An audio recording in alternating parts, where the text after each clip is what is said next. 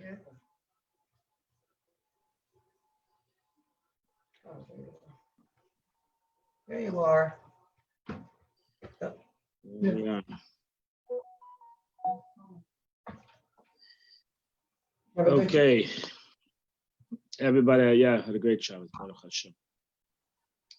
No complaints. No complaints.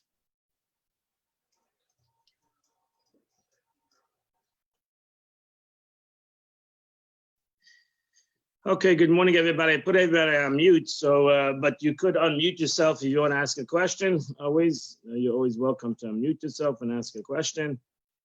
And then after that, please mute yourself. Good morning, everybody. Today is a very special day. Today is the fifth day of Av, Menachem Av.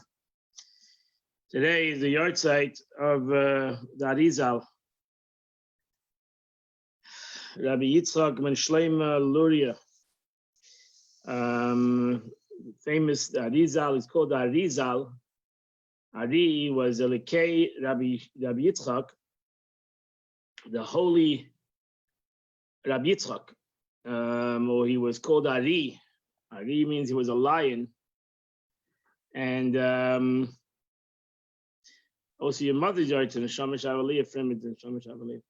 So Arizal lived in the 1500s, passed away in 1572, he was born in 1534.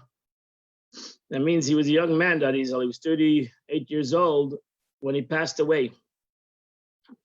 Arizal, most of his life lived in Cairo and in Egypt.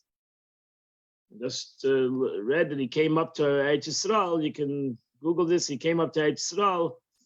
He moved up to Yisrael on 1570 to Tzfas. He moved to Tzfas in 1570, and he passed away 2 years later in 1572.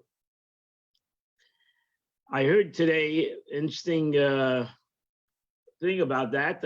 I can't find it on the internet, but I heard somebody say that in 1572 was an epidemic in Tzfas, and he passed away from that. I don't know if it was called Corona, but he was passed away from this epidemic that happened in Tzfas in 1572. Arizal was 38 years old, and he revealed to the world the most hidden aspects of the Torah, and we live with the teaching of the Arizal till today. And so you can imagine what Arizal accomplished in 38 years of his life.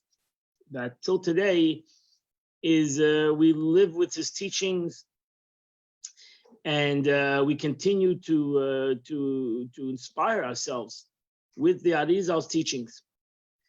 So the Arizal today is his yard site in the Neshama, as brought down by he himself, that on the yard site, the Neshama comes down to the world, and he sees whatever he accomplished in the world, and he sees that his teachings, some said that Arizal's teachings, that's what he lived for. His teachings continue to inspire and uplift and elevate the world, which that's why he did his Kabbalah, the hidden teachings of the Torah, the inner aspects of godliness, so that we be able to understand the world.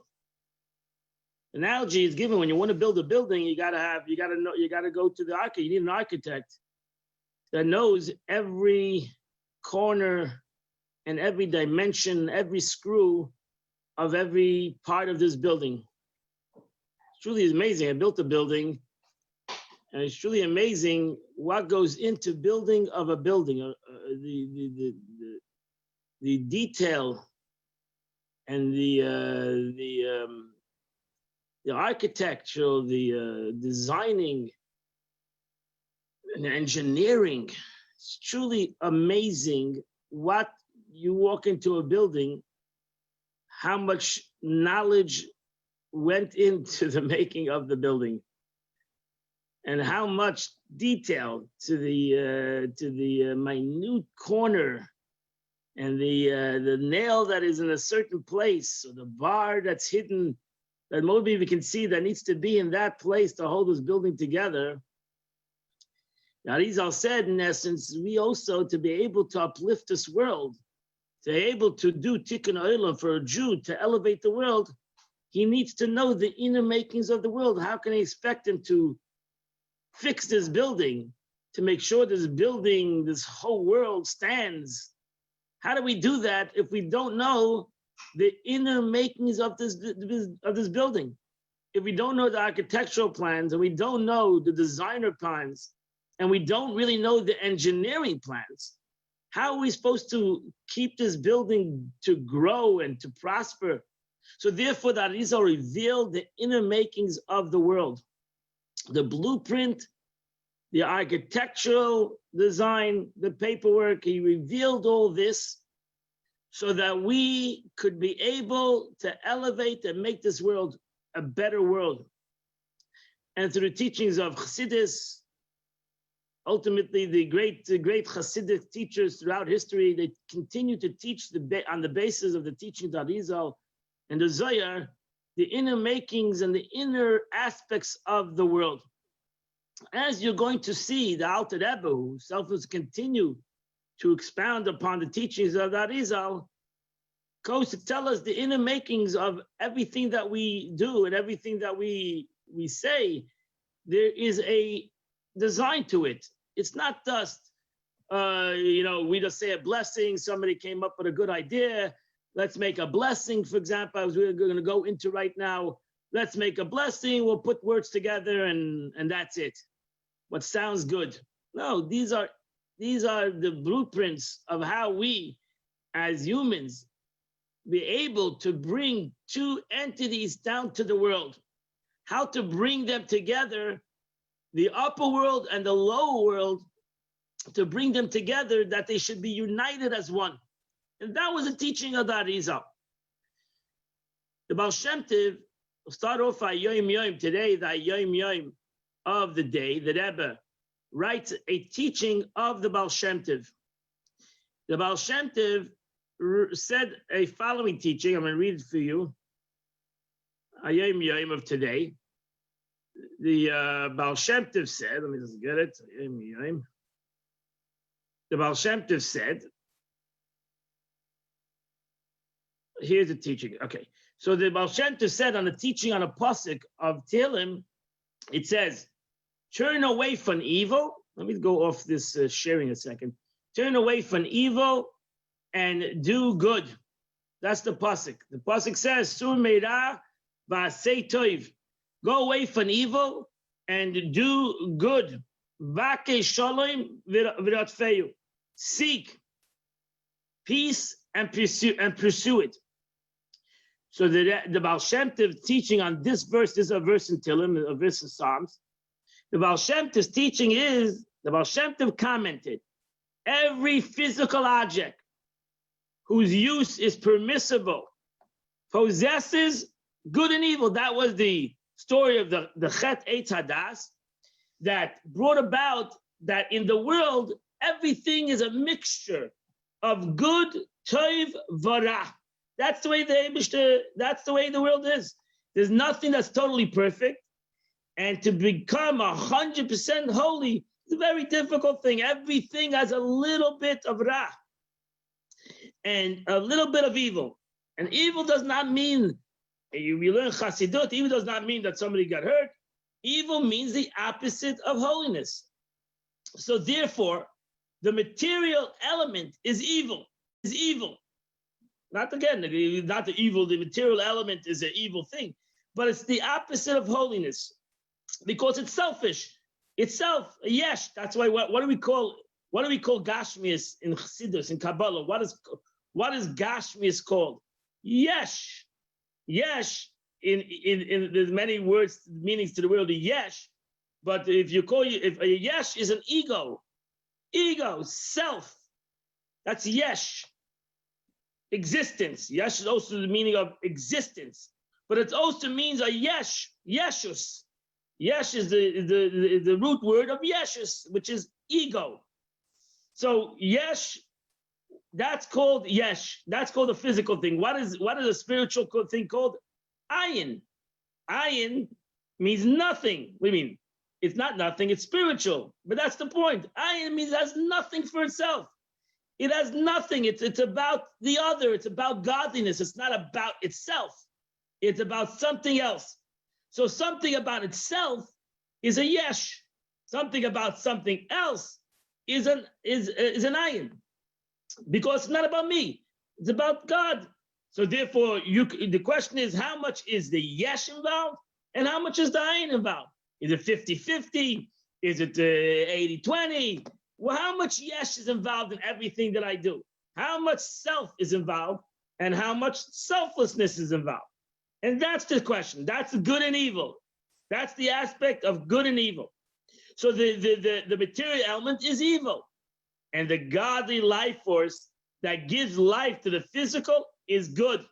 So that the Baal Shem Tov says, that's really the two entities the Eibishter created in the world, and that's part of every concept, every physical concept in the world. So what does the pasuk say? The person uses lies. So they're now going back to the verse the Baal Shem Tov says, Sur Meida, go away from evil. What does that mean? To utilize the physical life must turn from evil, not to desire the physical pleasure, which is in the materiality. Don't go for the physical that's in the material. Sur Meida, go away from the physical. Vasei toiv, go for the spiritual. That's what the pasuk means. Go away from the physical. Go to the core. Go to the essence. Go to the purpose, to the good. Go to the good. Sur Meida, vasei toiv, go to the good. And it should desire to be nourished and supported by the godly vitality of the object.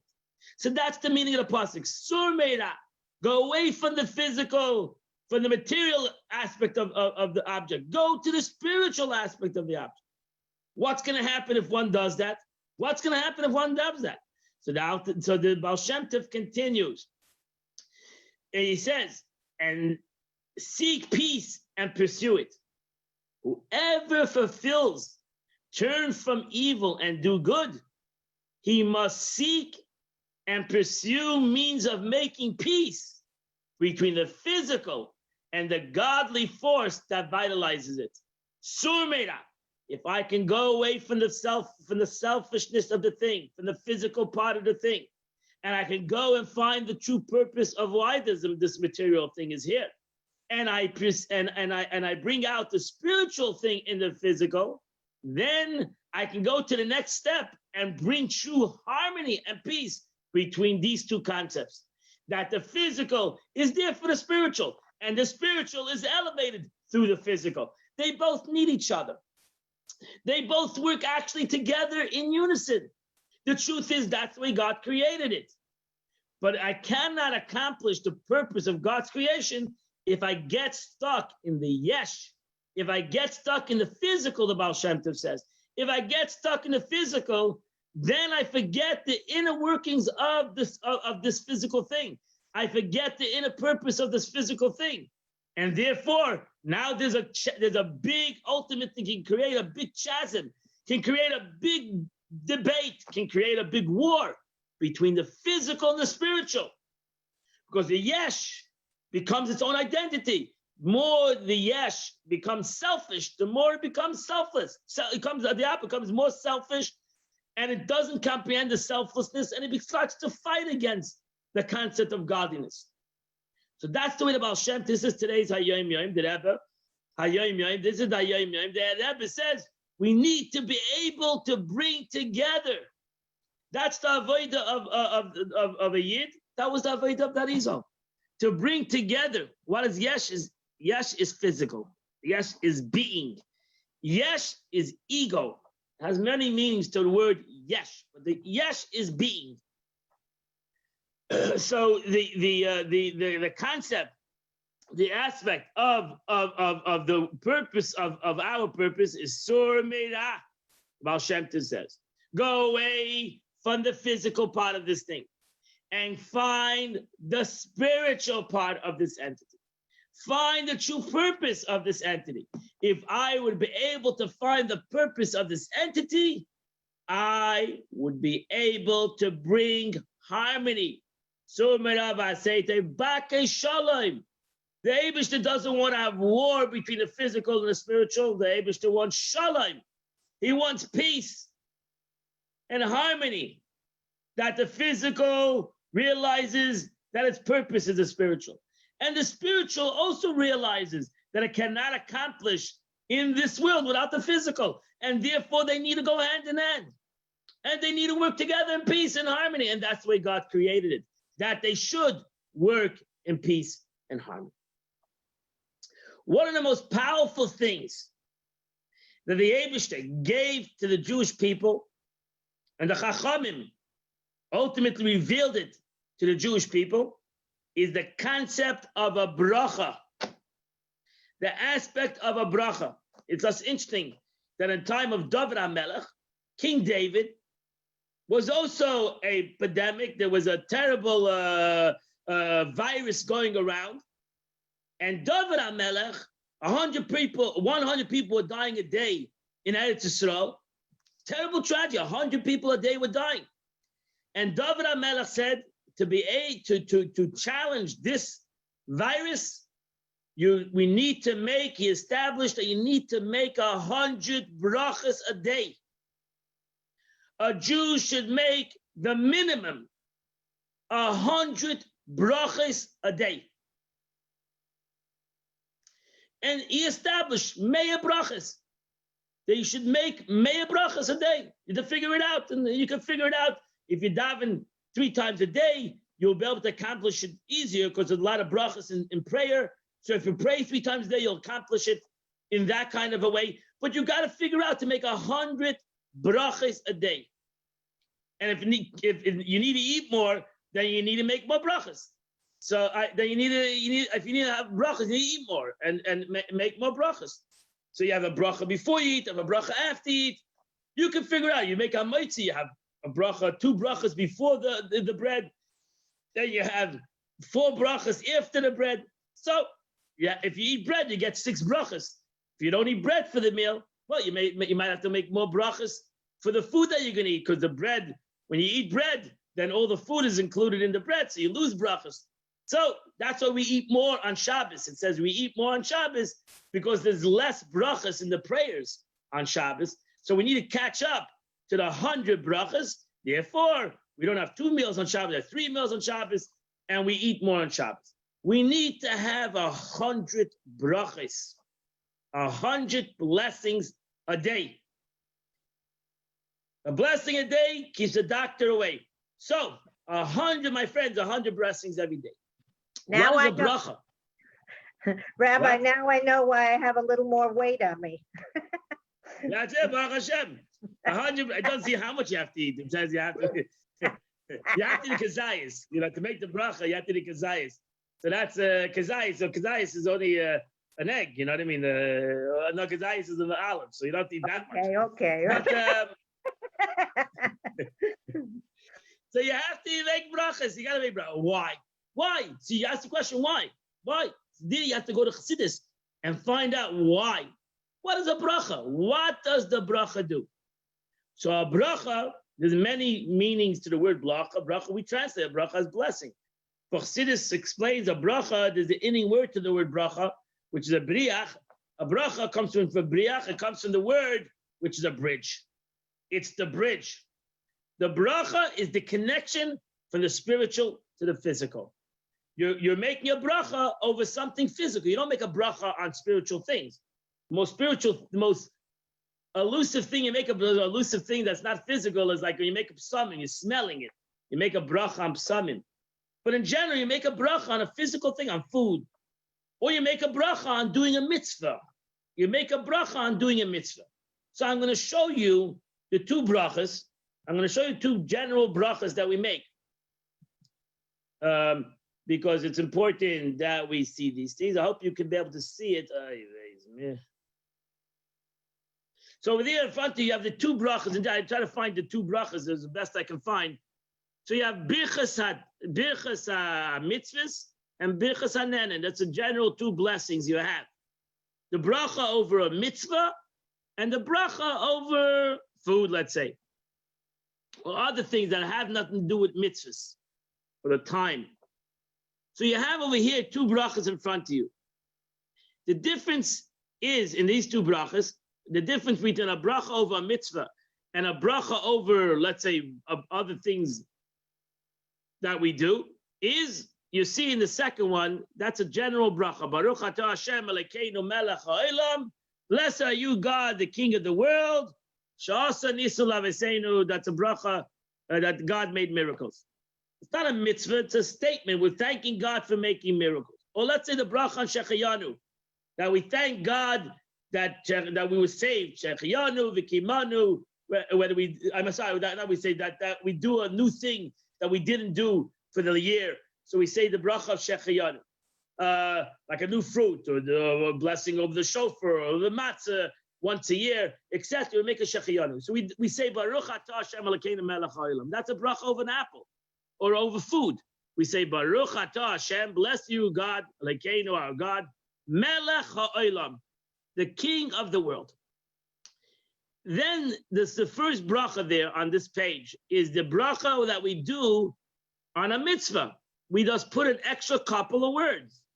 After the melech ha'olam, Baruch atah Hashem Elokeinu melech ha'olam, blessed are you, God, the King of the world. That's a general statement. We add the following 4 words. Asher kidishanu, who sanctified us, the mitzvahsav, with his commandments, vitzivanu, and commanded us. And over here, it's the Chanukah menorah, so lahadik ner Chanukah, to light the menorah. Or Asher kidishanu, lahadik ner Shabbos, women say, lahadik ner Shabbos kodesh. So that's the mitzvah. Whatever the mitzvah might be, if the vitzivanu, he commanded us, we add the mitzvah. Okay? So these are the general blachas. You should learn this by heart because it's simple. It's always the same. There will always be the first 6 words. Baruch atah Hashem Elokeinu melech ha'olam. And if you drink water, shakol ni'bidvarei. If you eat an apple, beire priya eitz, beire priya adam, whatever. So you're gonna add different words for different things. And then when it comes to a mitzvah, like I put on tefillin today, I said, Baruch atah Hashem Elokeinu melech ha'olam. Blessed are you, God, Asher kidishanu, who sanctified us, the mitzvahsav, with his commandments, vitzivanu, and commanded us, la'aniach tefillin, to put on tefillin. So that is the general meaning. Now, you look at this verse, not a verse, this blessing. The Alter Rebbe is going to talk now about the first blessing on this page, the bracha of a mitzvah. It's interesting just to know, Baruch atah Hashem Elokeinu. So just in general, Baruch means the bracha, as I mentioned, Baruch means let me go off of it. Baruch means the connection. Baruch, I'm connecting. What am I connecting? What am I connecting? What am I trying to connect? So let's go back to my share. I'm connecting Ata, you. I'm connecting you. Who's you? Who is you? Ata, you. You is God. God, the way he's above any name or any expression. He has no name. What we call in Chassidut, in Kabbalah, Atzmus, the essence. Ata, you. Who are you? You are you. Then you have a name. What's your name? You have a name. I don't need a name for myself. I don't need a name for myself. I need a name for somebody else. I am who I am. My name is, I need for you to know me a little bit. So my name is Zalman. So you know me different than others. He's Zalman. Okay, that's Zalman. That's Yankel. That's Rachel. That's Leah. So then we go to the name of God. Hashem.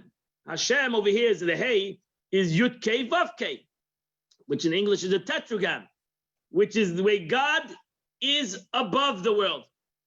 A name that cannot be even mentioned, right? We say Adonai. We don't say God's name. It's a name that's above comprehension. As the Rambam, my man is right, that this name of God is above comprehension. You can't even say the name. We say the Lord, the Master, Adonai. Then we go to the next word, Elokeinu, which is the way God comes within the world. Elokeinu, you see, is first of all, Elokeinu, your God, my God. It comes down to a particular situation. In Chassidut, this is divided between Memali Kalamim, Soiviv Kalam. The way God comes within the world, in each particular situation, and the way God is above the world. We say in the Shema, Shema Yisrael Hashem Elokeinu, same words, Hashem Echad. It's one, really. Really, it's one. The way God is above the world and the way God is within the world, it's really one. It's the same thing. Chas v'shalom, that it's not the same thing, it's the one. But ultimately, the way God is, the way the Eibush is Soivu Kalamim, above the word Hashem, and the way the God comes into Elokeinu, the Eibush still wants each and every. You'll soon see this, how we even go even more particular and singular in our davening. And then the way Melech Ha'olam, the way the Eibush ultimately comes and becomes the king of the world. Shgacha Pratis, divine providence, the way God runs the world as a king, comes the king over this world. And then we say, by a mitzvah, we say, Asher Kidishanu, who sanctified us, the mitzvahs with his commanders and commanded us. It's a very interesting expression out there that I'm going to say over here, because what's the meaning of sanctity? Asher Kidishanu. That means the Eibishter says, I gave you this mitzvah for, what's the reason that I gave you this mitzvah? Over here, you're lighting in the menorah. Why did I give you the light of menorah? Why did I give you the mitzvah of lighting Shabbos comments? Why did I give you the mitzvah of putting on tefillin? Why did I give you this mitzvah? I gave it to you for one reason. Kidishanu. I wanted to make you holy. Asher Kidishanu. That's the reason I'm doing the mitzvah. I'm doing the mitzvah because Asher Kidishanu, because God wanted to make us holy with this mitzvah. That's the connection. The Eibishter wanted. God wanted that I would become holy through this act. I would become spiritual through this act. I would bring harmony between the physical and the spiritual, and that's why I have this mitzvah. And that's why I was given to do this physical act. This physical act of, well, the picture over here is lighting the menorah. I was given the physical act of putting on tefillin. I was given the physical act of lighting Shabbos candles, etc., etc., etc. So this is a general bracha. This is the general concept of making a bracha. The truth is, why did David HaMelech establish 100 brachas a day? What was David HaMelech's purpose in doing that? Why did David HaMelech want to have 100 brachas? Because David HaMelech understood that the physical and the spiritual work together. And if there's a problem in the physical, there's a virus going on in the world, that there's sickness in the world, is not only because there's some kind of a sickness going on in the world. That is true too, but there's also a spiritual negativity in the world. And when there's a spiritual negativity in the world, there can be the concept of a virus, of a sickness in the world, and therefore we need to make the bridge. We need to create a bridge. And we need to be able to bring the physical and the spiritual back into harmony. And by doing that, we'll bring some healing to the physical. And that's why David HaMelech established 100 brachas a day. Everybody should make 100 brachas every day, meaning everybody should make 100 connections a day. At least the minimum. You can do 200. The only problem is there's no rollovers. So you need, you make 200 today, you still need to do 100 tomorrow. So there's no rollovers. So you got to make a minimum of 100 today. And tomorrow you got to start again. You got to make another 100. And you got to start again your 100 brachas a day. And he established, we learned the Gemara, he said, why 100? He established on the verse of the Torah, Meah, and Ma Hashem Alekecha Shalom. What is God asking you Al tikin ma, don't ask. Don't say the word ma. What? What do you mean, what is God asking of you? God is asking you mea. Add a letter aleph. Al aleph is silent. Add the letter aleph. God is asking for you 100. He's asking for you 100 blessings a day. God needs 100 connections a day in the world. And that can be done through eating. 100 connections, connecting 100 different foods. If it's going to do it through eating, you need to make 100. You need 100 different foods every day. Plus, at least 50, because you make it after blessing. So 50 foods a day, you make a bracha and make an after blessing, and you're going to accomplish your 100 brachas a day. Yay!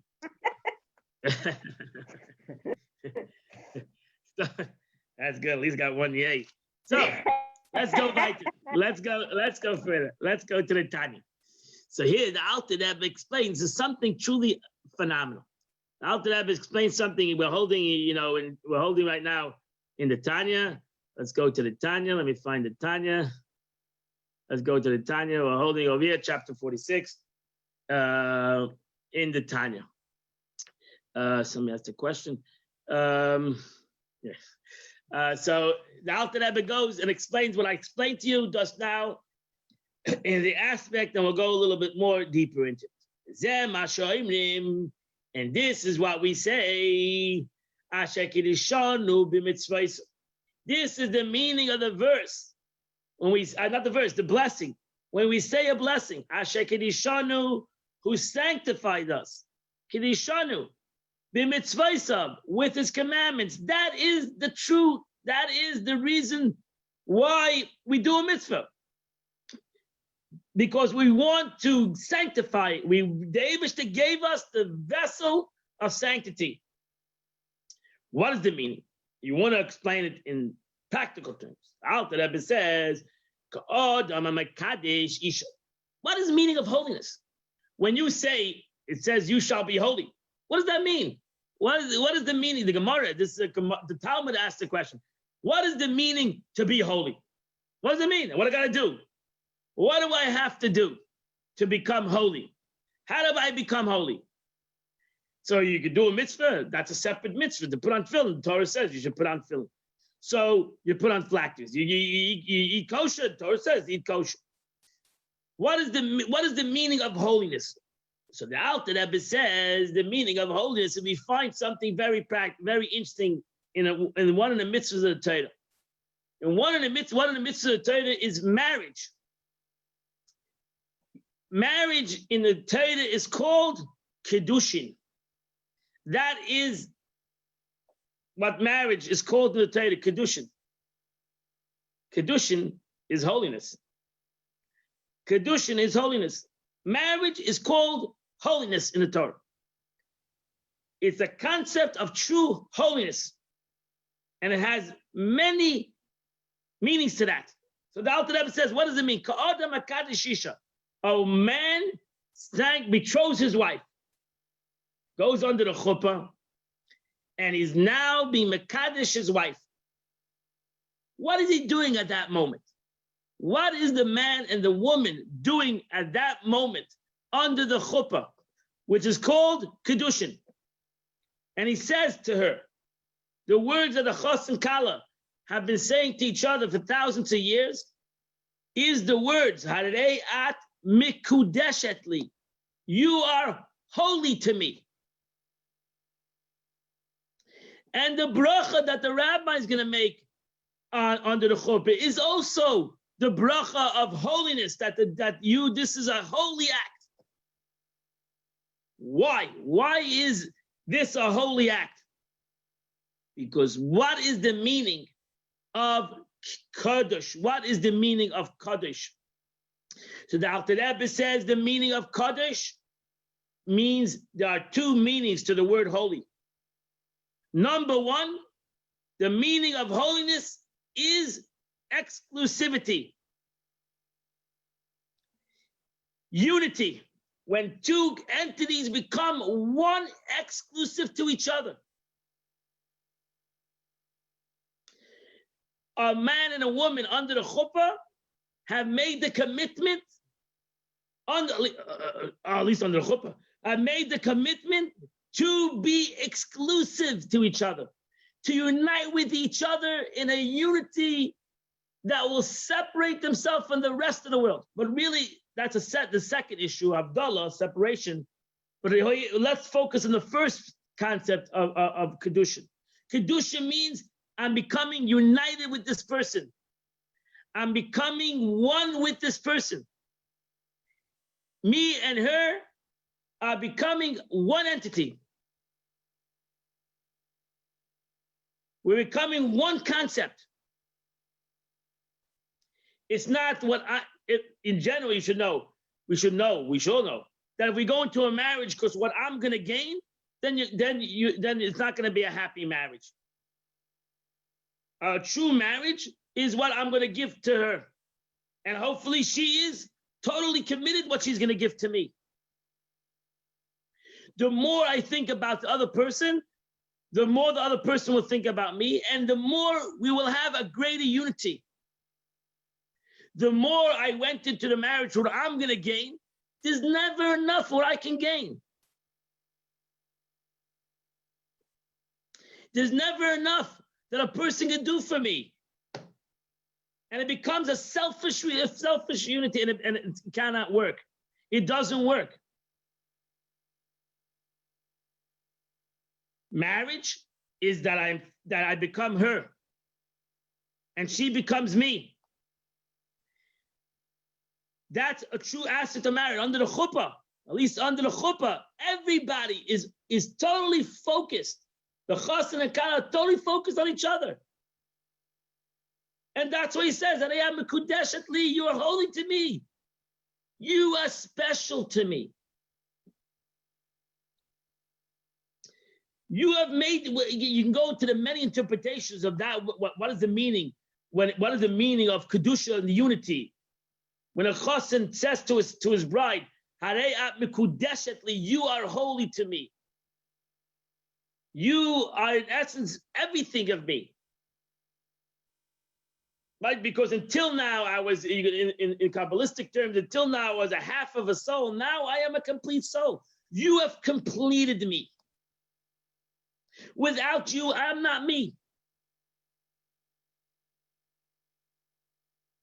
So therefore, without you, you have made me who I am. In a spiritual sense, in a physical sense, etc., etc. That's the concept of Kedushin. That's the aspect of holiness that we call the concept of marriage.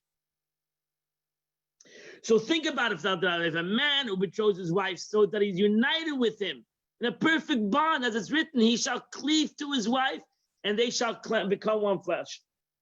Tanya says, Al Kain Yazid, Adam is Aviv, so shall a man leave his father and mother, V'davik b'ishtay. They shall become one flesh, total unity in one. There's a story of Yosef Sonnenfeld, who was called the Tzaddik of Yerushalayim. He once went with his wife to the hospital, and the doctor asked, "What's the matter?" He said, "My foot is hurting." Or he said, "Our foot is hurting." And the doctor said, "Whose foot is hurting?" He said, "My wife's." He said, "Why do you say our foot or my foot?" He says, "When my wife's foot is hurting, my foot's hurting." Because we are one. Her pain is my pain. Her tzad is my tzad. Because we are one. It's not anymore about me, it's about us. Or in the situation, it's 100% about her. And hopefully she has the same feeling, it's 100% about him. Because her success is my success. His success is she says, his success is my success. That is a true marriage. That's Kedushin. Kedushin is unity. That's what the Eibishter God wanted in a marriage.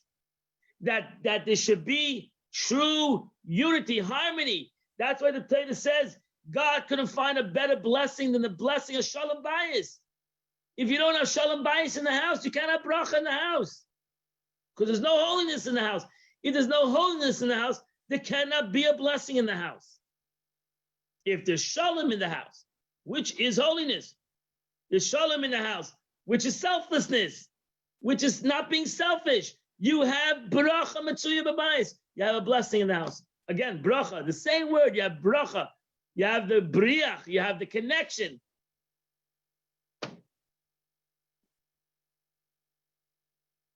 Alter Rebbe says, think about it a second, Alter Rebbe, if you understand that. I'm giving you an analogy, a physical analogy of a marriage that is called holiness, exactly similar and infinitely surpassing it is the union between the divine soul that is engaged in Torah and its commandments, and of the vivifying soul in their garments referred to above. And that is the unity. When we bring sanctity, when we bring kedusha, shekedishanu, we bring unity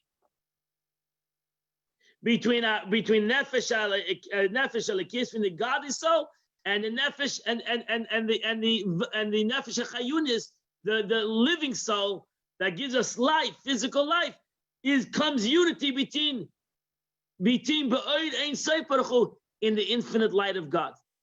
So that's the mitzvah. The mitzvah brings the physical and the spiritual together. The mitzvah brings the purpose, the blessing.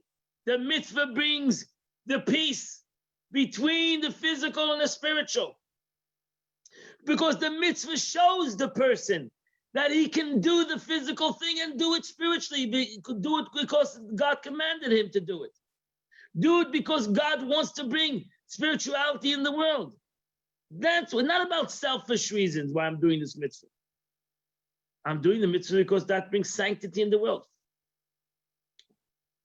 Now, the Alter Rebbe is going to answer the question soon, because some people say, I do the mitzvah, I don't see the spiritual. The Alter Rebbe will soon tell you, I don't want to get to that, the Alter Rebbe will soon tell you, that doesn't change the emes. That doesn't change the truth. Doesn't change the truth because I don't see it or I do see it. That's the inner makings. The Alter Rebbe says, I'm telling you the inner makings. If you have the schus to see it, that's great. If you didn't have the schus to see it, does not change the reality. That is the reality of the situation. So that's why the Alter Rebbe continues and says,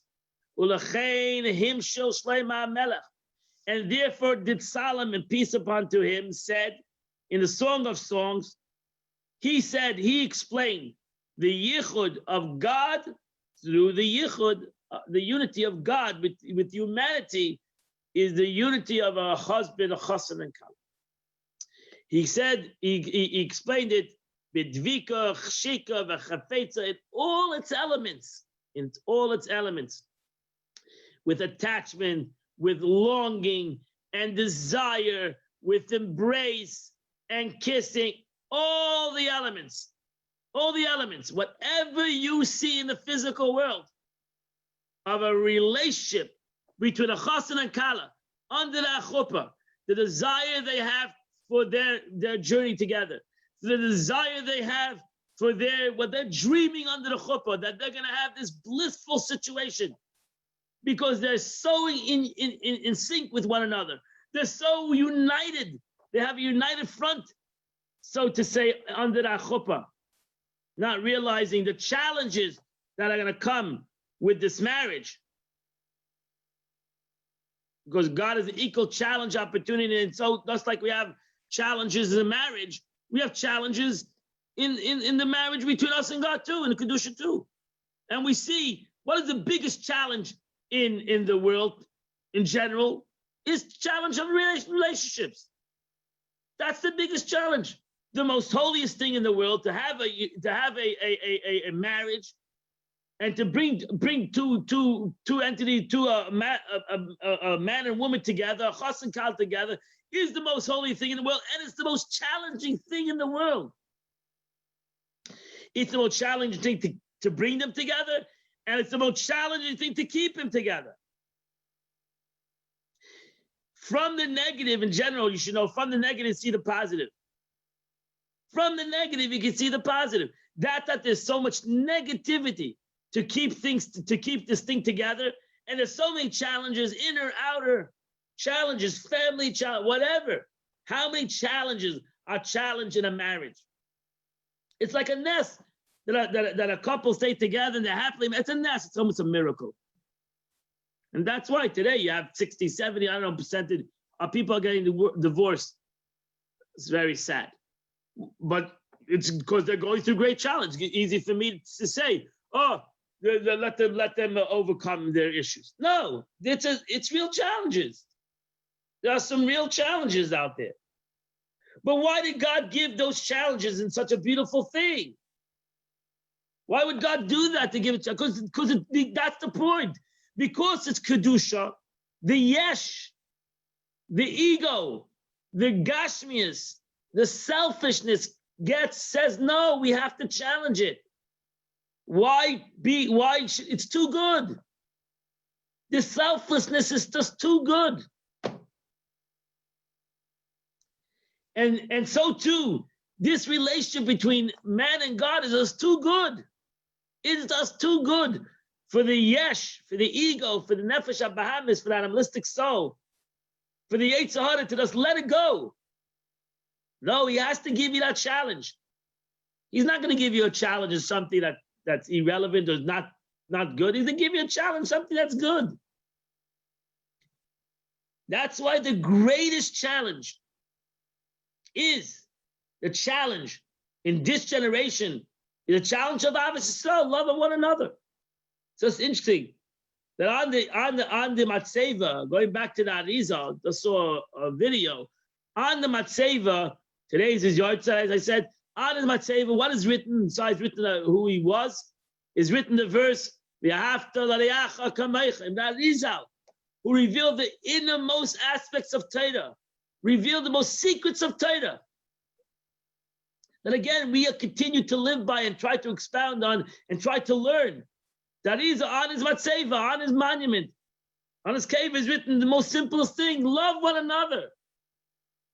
What is worth all these inner teachings and all these godly teachings if we cannot have Ahavas Yisrael, if you cannot have love of one another? We're trying to outrun one another. We're trying to step on one another. We're trying to be critical of one another. So that's why I say again, the Abishah said, I gave you such an unbelievable thing, and that is a concept of unity in the world, where a man and woman could come together, or two friends could come together, or God and humanity could come together. But there needs to be one key to this relationship, and that's shalom. And that is peace. So how do you bring two people together and they should have peace? These two people have different attitudes, they have different characters, maybe they have different wants, they have different desires, they're living separate for 20, 30 years, or maybe even longer. And now bringing them together, they should work in unity. You're asking the impossible. So you can live in a fantasy for a certain amount of time, and then it comes to real life, and you realize, wait a second, we're two different people. We're two different realities. How are we supposed to have this unity? And the answer Chassidus gives is be selfless. You're going to be selfish, you're going to have a problem with this unity. It's impossible to have unity in a selfish area. In an ego, you're going to have ego, it's not going to work. There's no secret. You're going to have ego, it's not going to work. It takes both to tango. You cannot have one person have not ego and the other person have ego. It's not going to work. They both have to be egoless. That's the problem. Sometimes you have one who says, I'm going to give in to everything, and the other one steps on the partner because his ego continues to grow. You both need to be selfless. You both need to have kedusha, which is unity, which is shalom, which is selflessness, and that's the bracha. The bracha is telling you, thank you. You want to be able to bring God into the mitzvah, become selfless, become kedusha. Thus, doing the mitzvah is wonderful, but you're not going to make it holy. To make it holy, you got to do it for the sake of holiness. You got to do it not for the sake of self, you need to do it for the sake of other.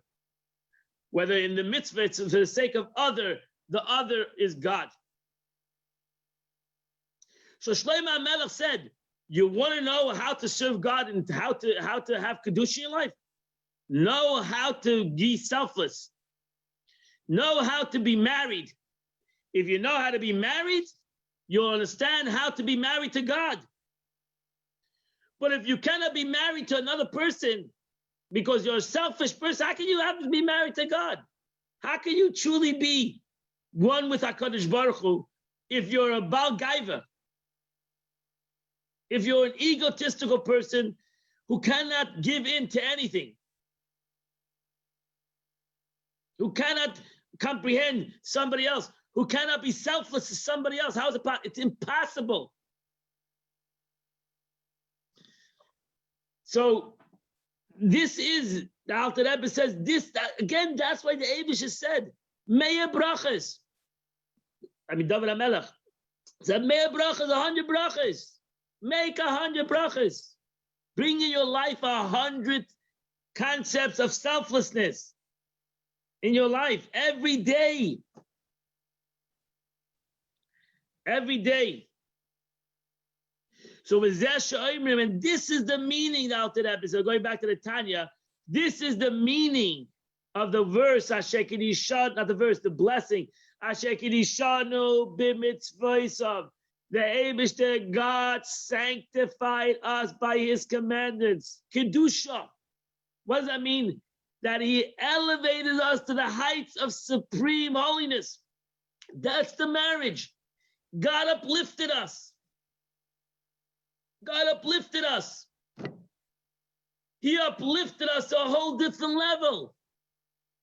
We could have been Regal, Tom, Dick, and Harry, and now the Eibishter made us holy. He said, you know what? I'm going to bring you into my realm. Like a husband and wife says, I'm going to bring you, I'm going to uplift you. I'm going to put you on a pedestal. There's expression, B'cha espar Yisrael. The Eibishter says, I glorify myself with the nation of Israel. They're special. My wife is special. My husband is special. That's Kedusha. He's special. I want to be part of that. I want to be united with him on all levels, emotionally, physically. In all levels, I want to have this connection. I want this connection to Eibishter. God sanctified, he united himself with us.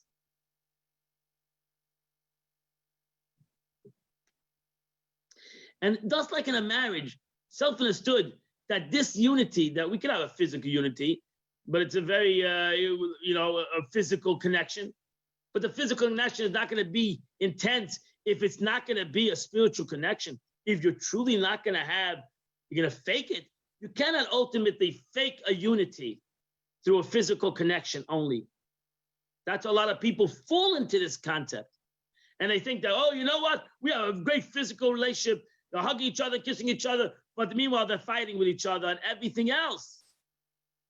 There's a lot of people, you see them in the streets, they're hugging each other and they're walking hand in hand, but meanwhile, they're killing each other at home.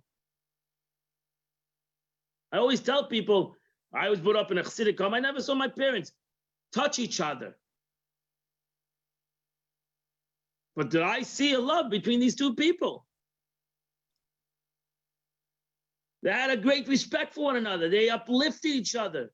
They loved each other. You could have seen it in every action that they did for one another.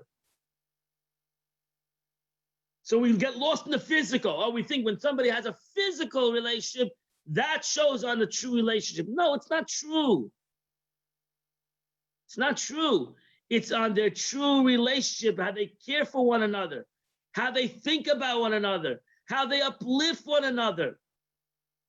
That is going to be how they speak to one another. That is a true relationship. Sure, they had a great physical relationship. But we get again, like that, like the beginning I said out, the Baal Shem Tov says, Sur Meida, don't get caught up in the physical only. Look into the spiritual relationship. Look into the spiritual relationship with your God, with the relationship that I have with HaKadosh Baruch Hu. The Kedusha. the unity that I have with God in this service.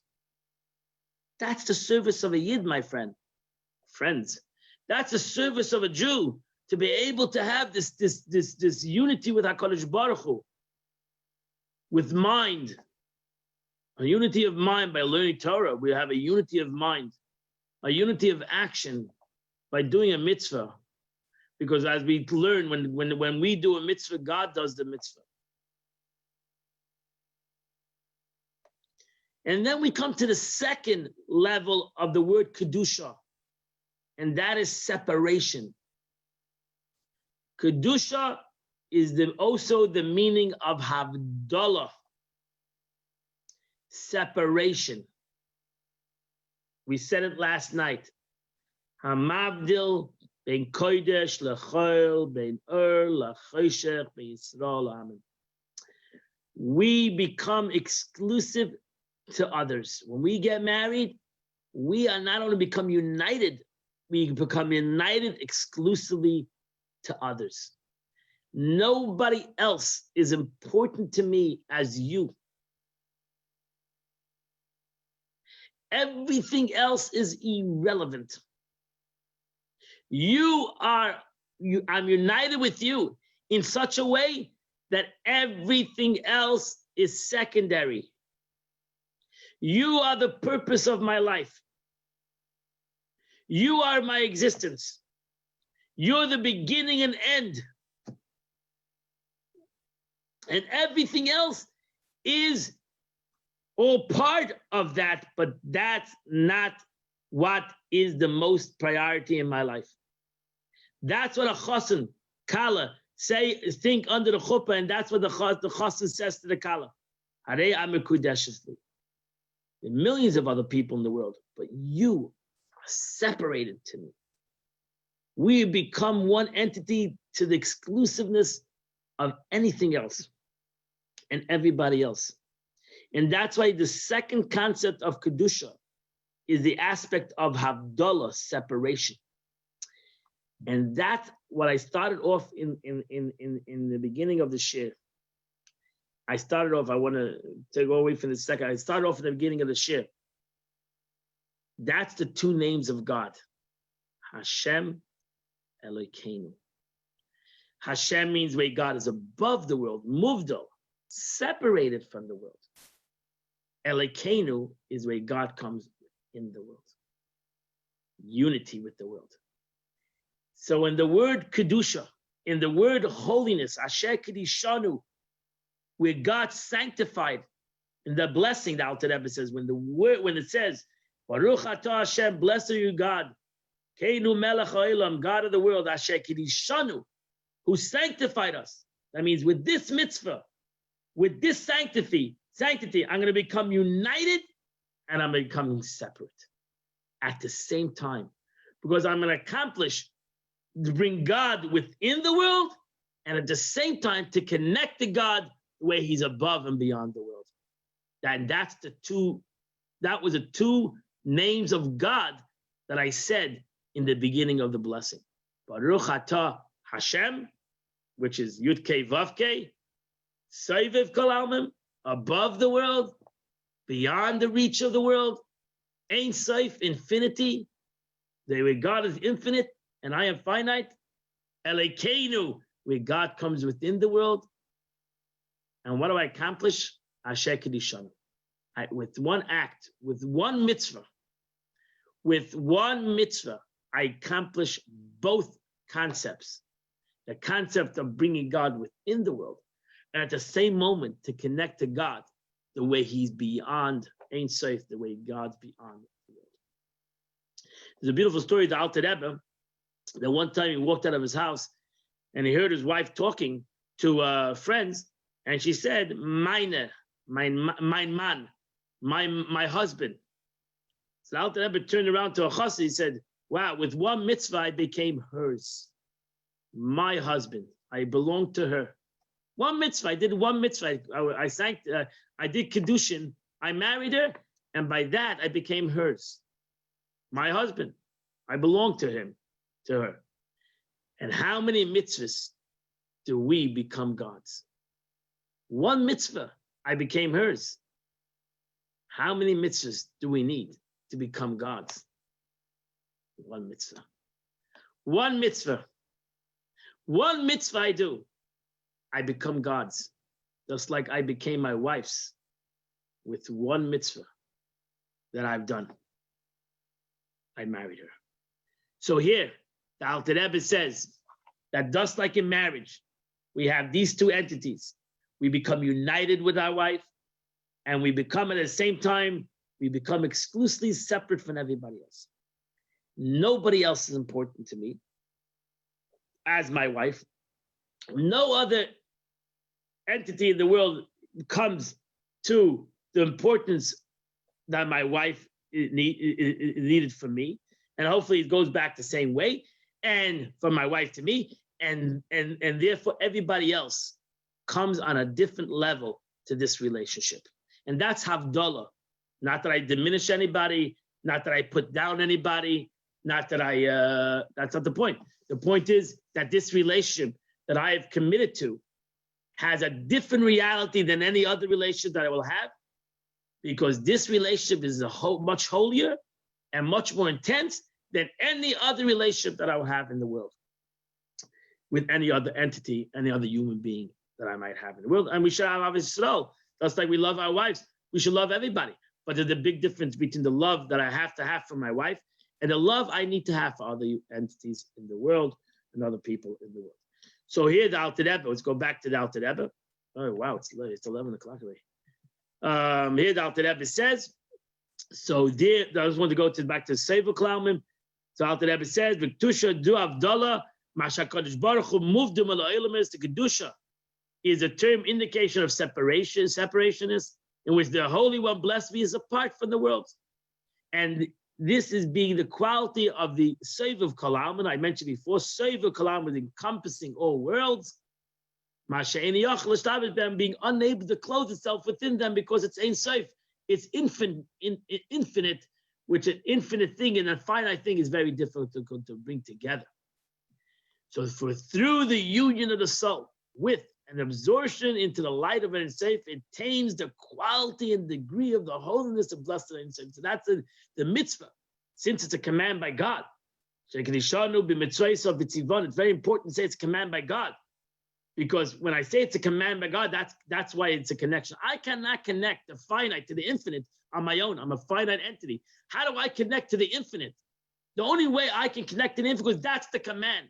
The command, that's one of the miracles, the greatest wonders of the world, that the Eibishter connects the infinite with the finite. Only God can connect the infinite with the finite. And that's the expression. The Eibishter created the world. The Eibishter God created the world. Yesh me'ayin, something from nothing. The Eibishter made an ayin into a something. Ayin is nothingness. That is Sefer Kalamim. And the Eibishter God said, I'm going to connect Sefer Kalamim with B'mala Kalamim. I'm going to connect the infinite with the finite. The only one who can do that is God. Because as a human being, you cannot connect the internet with the finite on your own. And that's why we say continue. Mitzivanu, that's why it's important. Asher kedishanu b'mitzvaysav. The Eibishter sanctified us with the mitzvah. Mitzivanu, he made a command. He commanded. He commanded. This is a miracle that the finite becomes connected with the infinite, or the other way. Yeah, the infinite comes connected to the finite, and the finite comes connected with the infinite.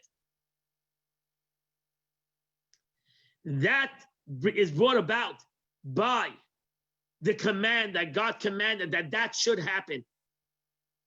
That should happen. Since the unity itself with him is integrated into it, and they become truly one. They become one. That's the command. The Eibishter says, when you make the bracha, you do the mitzvah. You make the bracha, I make the bracha, and I do the mitzvah. What happens? Not only do you elevate the world, but you elevate the world and you connect it to Ein Sof. That's my command. That you connect it to infinity Sof of Kalam, you connect it to my essence. And I commanded that, not because you can do that. I commanded that. And that's what happens. And this is the meaning of the verse.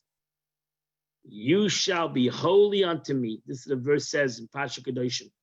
Yisem Kedoshim.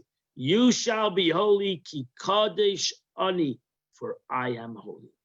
God says, you do kedusha, you will be holy because I am, because that's what I am. So by connecting yourself, by doing this mitzvah, you'll automatically be holy because that's who I am. That's what I am. You're connecting to holiness. You're connecting. And what happens with that? And I will separate you from other people that shall be mine. That's the two things in the same verse the Alter Rebbe says. The concept of holiness is the aspect of unity and of separation in a positive way. Separation. We need that concept, as I said before, we said last night, Hamavdil. We separate ben kodesh l'choil, between what's holy and what's unholy. Ben Yisrael Amen, between the Jewish nation and the rest of the nations.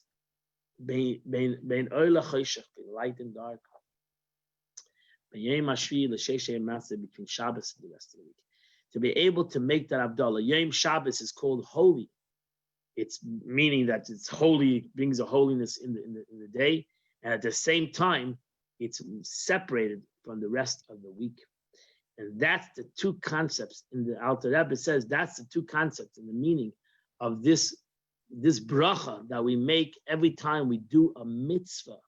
This is the DNA. This is the architectural design behind this bracha, behind this blessing that you do when you do a mitzvah. We're talking about a mitzvah. And even when you make a bracha on food, you say the same thing. It's the same concept, but it's not a mitzvah. That's why the bracha, the blessing, is different, and that's what we accomplish. We'll stop over here. It goes further. It's a little bit more intense, and it's so beautiful. This chapter of Tanya. My friends, we're actually holding on chapter 46. We're coming closer to another 6 chapters. We've finished the whole Tanya together. Wow, it'll be unbelievable. We'll make a big party, a big celebration. And it's truly great to learn with you. Mitcham, tonight, we're having at 6 o'clock, we're having a memorial for Mr. Teddy Kellen at 6 p.m. And at 8 p.m., we're having a speaker, the Iron Dome, at 8 p.m. And everybody's welcome to participate in those 2 upcoming events at 6 p.m. and at 8 p.m. Have a wonderful and beautiful day. Have a wonderful